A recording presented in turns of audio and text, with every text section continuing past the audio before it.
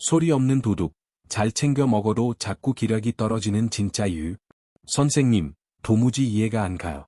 하루 3끼 꼬박꼬박 잘 챙겨 먹고, 식단도 예전이랑 똑같거든요. 그런데 애 팔다리는 자꾸 가늘어지고 힘이 빠지는 걸까요? 30년 넘게 환자들을 진료하며 제가 진료실에서 거의 매일 듣는 이야기입니다. 참으로 가슴 아픈 낙설이죠. 여러분은 분명 올바르게 살고 계십니다. 끼니를 거르지도 않고 채소도 챙겨 드시고 어떻게든 움직이려 노력하시죠. 그런데도 몸은 마치 여러분을 배신이라도 하듯 점점 약해져만 갑니다. 한번 떠올려 보세요. 불과 5년, 10년 전만 해도 꽉 닫힌 병뚜껑 정도는 아무렇지 않게 여셨을 겁니다. 빨래 바구니를 들고 계단을 오르면서도 앞 사람과 웃으며 대화를 나누셨겠죠. 하지만 요즘은 어떤가요? 의자에서 일어날 때마다 나도 모르게 의자 팔걸이를 짚게 되진 않으시나요? 우체통까지 가는 그 짧은 산책길이 마치 높은 산을 넘는 것처럼 버겁게 느껴지진 않으세요? 거울을 보며 스스로에게 물으실지도 모릅니다. 나이가 들면 다 이런 걸까? 이게 내 피할 수 없는 현실인 걸까? 오늘 저는 여러분께 단호하게 말씀드리고 싶습니다. 절대 그렇지 않습니다. 노화는 막을 수 없지만 지금 느끼시는 그 극심한 무력감은 단순히 나이 탓이 아닙니다.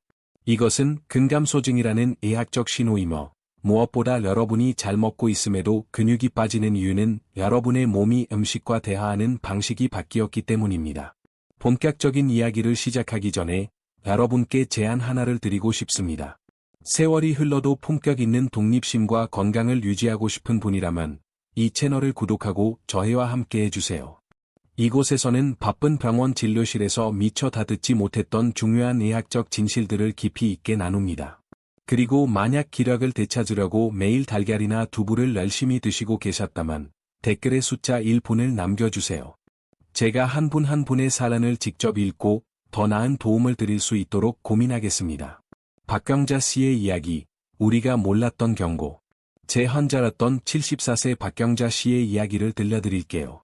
남편분과 함께 조롱하고 규칙적인 삶을 사시던 참 고운 분이셨죠. 그런데 지난 가을 어느 아침, 화장실에서 넘어지시는 바람에 응급실로 실려오셨습니다. 제가 검진을 위해 할머니의 팔을 잡았을 때, 저는 진심으로 깜짝 놀랐습니다. 옷 위로 만져지는 팔이 마치 뼈와 얇은 가죽만 남은 듯했거든요. 근육 특유의 탄력은 온데간데 없었습니다. 겨우 정신을 차린 할머니는 제 손을 꼭 잡고 떨리는 목소리로 말씀하셨습니다. 선생님, 저는 매일 아침 달걀을 2~3개씩 꼭 먹어.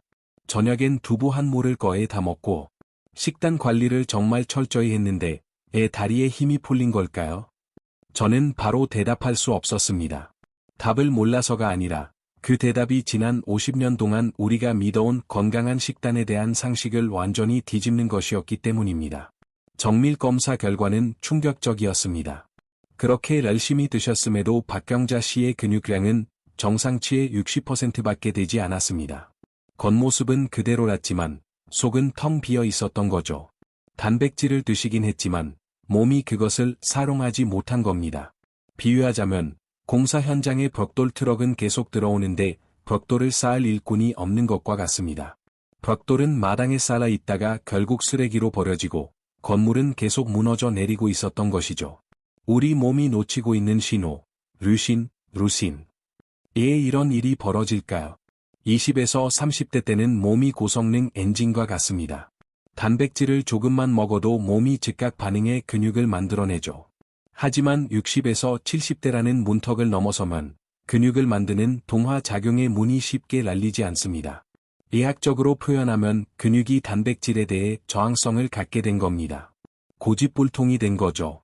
이제 웬만한 단백질 양으로는 반응하지 않습니다. 근육의 자, 이제 일을 시작해 라고 강력하게 외치는 신호가 필요합니다. 그 신호의 주인공이 바로 아미노산의 일종인 발표 류신, 루신, 발표입니다. 류신은 공사 현장의 시작 사이렌과 같습니다. 나무, 벽돌, 시멘트, 단백질가 아무리 많아도 이 사이렌이 울리지 않으면 인부들은 손 하나 까딱하지 않습니다. 나이가 들수록 우리는 더 큰 사이렌 소리가 필요합니다. 여기에 달걀과 두부 식단의 비극이 있습니다. 물론 달걀과 두부는 훌륭한 건강식품입니다. 하지만 류신의 밀도 면에서는 이야기가 달라집니다. 20대에게는 달걀 2알의 류신으로도 충분히 사이렌이 울립니다. 하지만 70대 어르신들에게는 그 소리가 너무 작아 근육이 잠에서 깨어나지 못합니다. 두부로 그만큼의 류신을 채우려면 어르신들의 소화력이 감당하기 힘들 정도로 엄청난 양을 드셔야만 합니다. 1단계, 농축의 힘, 볶은 콩가루. 그래서 저는 박경자 씨에게 더 많이 드세요 라고 하지 않았습니다. 대신 더 똑똑하게 드세요 라고 처방했습니다. 제가 환자분들께 가장 먼저 권하는 것 중 하나가 바로 발프 볶은 콩가루 발프입니다. 두부랑 똑같은 콩 아닌가요? 라고 물으시겠지만 전혀 다릅니다. 콩을 볶아서 가루로 만들면 수분이 빠져나가면서 류신을 포함한 핵심 영양소가 극도로 응축됩니다. 아침 산책을 좋아하시지만 다리에 자꾸 힘이 풀려 고민하시던 68세 최 선생님의 사례가 떠오르네요. 제가 매일 아침 따뜻한 우유에 볶은 콩가루 2스푼을 타서 드시라고 했을 때 처음엔 너무 간단해서 믿지 않으셨죠. 하지만 우리 몸의 생리는 정직합니다. 가루 형태는 이장이 할 일을 대신 해준 것이나 다름없어 흡수가 아주 빠릅니다. 2달 뒤 최 선생님의 걸음걸이가 달라졌습니다. 체중만 늘어난 게 아니라 순수 근육량이 2kg이나 늘어난 거죠. 60대 후반의 근육 2kg은 지팡이를 짚느냐, 자유롭게 걷느냐를 결정짓는 엄청난 수치입니다. 2단계, 노년을 위한 최고의 단백질, 오리고기의 비밀. 콩가루로 기초를 다졌다면 이제 확실한 한 방이 필요합니다. 이때 제가 오리고기를 드시라고 하면 많은 환자분이 놀라시곤 합니다. 대부분 건강을 위해 퍽퍽한 닭가슴살만 고집하시죠. 하지만 입맛도 없고 소화력도 떨어진 상태에서 퍽퍽한 고기를 억지로 씹는 건 고락입니다. 그러다 보니 결국 고기를 멀리하게 되고 근육은 더 빠지는 악순환이 반복되죠. 오리고기는 다릅니다. 기름기가 많아 걱정되시나요? 오리고기의 기름은 올리브유와 유사한 불포화 지방산이 대부분입니다. 혈관 건강에 도움이 되고 영양 흡수를 돕는 착한 기름이죠. 무엇보다 오리고기에는 류신이 아주 풍부합니다. 근육에 지금 당장 일을 시작해 라고 아주 크게 사이렌을 울려주는 식재료입니다. 콜레스테롤이 무서워 고기를 끊으셨던 한 환자분은 몸이 늘 차갑고 마른 상태였습니다. 제가 일주일에 2번 푹 익힌 부드러운 오리고기를 권해드렸죠. 지방이라 생각지 마시고 심장과 다리를 움직일 난로라고 생각하세요 라고 말씀드렸습니다. 결과는 놀라웠습니다. 고기가 부드러우니 다시 식사가 즐거워지셨고 기력이 돌아오니 혈색부터 바뀌셨죠. 선생님, 10년 만에 제가 다시 살아나는 기분이에요 라고 하시던 그 표정을 잊을 수 없습니다. 3단계, 단백질의 황제, 황태 말린 명태.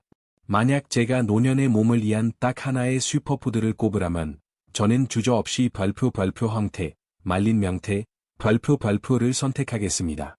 황태가 만들어지는 과정은 경이롭습니다. 추운 겨울 바닷바람을 맞으며 얼고 녹기를 수없이 반복하죠.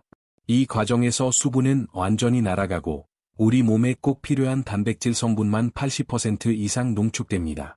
황태는 자란계에서 류신을 가장 밀도 있게 함유한 식품 중 하나입니다. 소화 부담은 적으면서 근육에 전달하는 신호는 스테이크 한 덩이보다 강력합니다.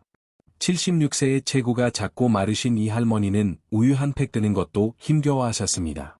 저희는 가벼운 황태국으로 시작했습니다. 기름기 없이 맑게 끓인 국물 위주로 드시게 했죠.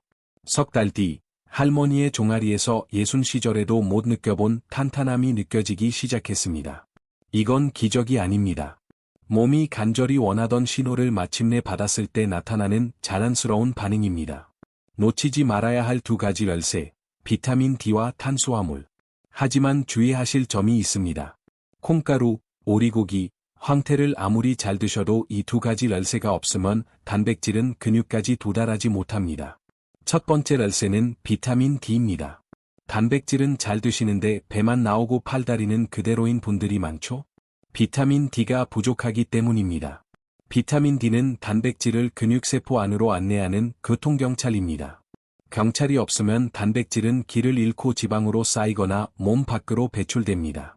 하루 15분 햇볕을 쬐거나 보충제를 챙기지 않으면 귀한 단백질이 다 낭비되는 셈입니다. 2번째 열쇠는 탄수화물, 밥입니다.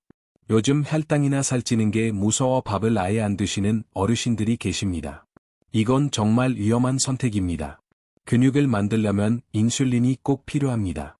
밥을 조금 드셔야 인슐린이라는 배달 트럭이 나와서 단백질을 근육까지 실어 나릅니다. 밥을 안 드시면 트럭이 출발을 안 해요. 밥 한 공기를 다 드실 필요는 없습니다. 반 공기라도 꼭 챙겨 드시는 것이 근육문을 나는 날새가 됩니다. 희망의 메시지. 응급실에서 배웠던 박경자 씨는 이제 예전에 그 약하던 모습이 아닙니다. 대단한 보약이나 수술이 필요했던 게 아니었습니다. 그저 몸에 보내는 신호를 바꿔주었을 뿐입니다. 볶은 콩가루로 아침을 시작하고 오리고기와 황태를 즐기며 밥 한 숟가락의 소중함을 알게 된 것뿐입니다. 이제 할머니는 매일 아침 공원을 산책하십니다. 더 이상 버티는 삶이 아니라 즐기는 삶을 살고 계시죠. 여러분의 몸은 지난 60년, 70년, 혹은 80년 동안 온갖 풍파를 함께 겪어온 위대한 걸작입니다. 몸이 고장난 게 아닙니다. 단지 지금 이 나이에 맞는 새로운 관리법을 알려달라고 말을 걸어오고 있는 것입니다. 근육 손실은 사형 선고가 아닙니다. 과학적인 식단과 작은 실천으로 충분히 이겨낼 수 있는 도전입니다. 여러분에겐 아직 가보실 곳도 많고 안아주어야 할 손주들도 많습니다. 소리 없는 도둑에게 여러분의 소중한 일상을 내어주지 마세요. 긴 이야기 끝까지 들어주셔서 진심으로 감사합니다. 이 이야기가 조금이라도 힘이 되셨다면 주변의 소중한 분들에게도 공유해주세요. 나이가 드는 것이 결코 약해지는 것을 의미하지 않는다는 사실을 우리 함께 증명해 나갑시다. 저는 전문의 유호진이었습니다. 여러분의 건강한 오늘과 더 강인한 내일을 응원합니다. 다음 영상에서 뵙겠습니다.